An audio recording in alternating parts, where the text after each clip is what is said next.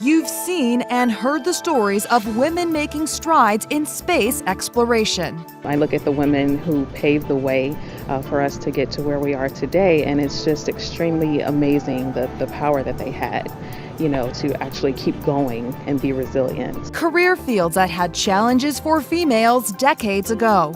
Initially, when I was in meetings, when I was involved, it was all men. There was very few women ever that you would see, either at my level or even above me. But for the GODDARD mission, there are women leading the way and playing important roles in this moment of satellite history. I helped develop the ground system that you see here in the building, getting it ready to operate the satellites. It was this woman who was the chief engineer for the geostationary lightning mapper.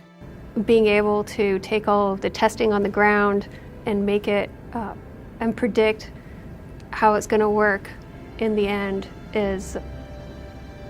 it's amazing to me that we can do that so accurately. And without the green light from Pam Sullivan, the GOES satellite launch would have not been able to take place. And when we take the spacecraft to internal power, then I give the go to NASA, and then NASA gives the go to ULA, and then we start the real mission. There are also women who manage research and development with the images and data coming back from the satellites at places such as the National Severe Storms Lab and NASA Goddard. I think as we go forward, we're getting to show we're just as strong as the men. We can be at the same table and have the same discussions. Being not just leaders, but mentors as well. I had a young girl, a 6th grader, come up and just talk to me about what she can do to have kind of a similar career.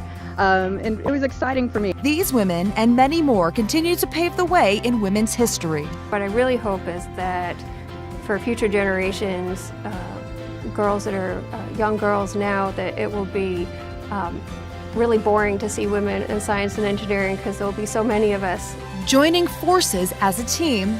It really shows what can happen when we all work together and when we are more inclusive. We all have something to contribute to our nation.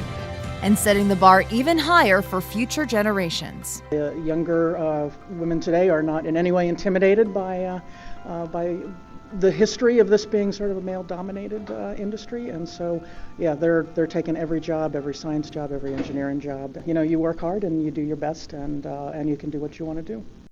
For WeatherNation, I'm meteorologist Meredith Garofalo.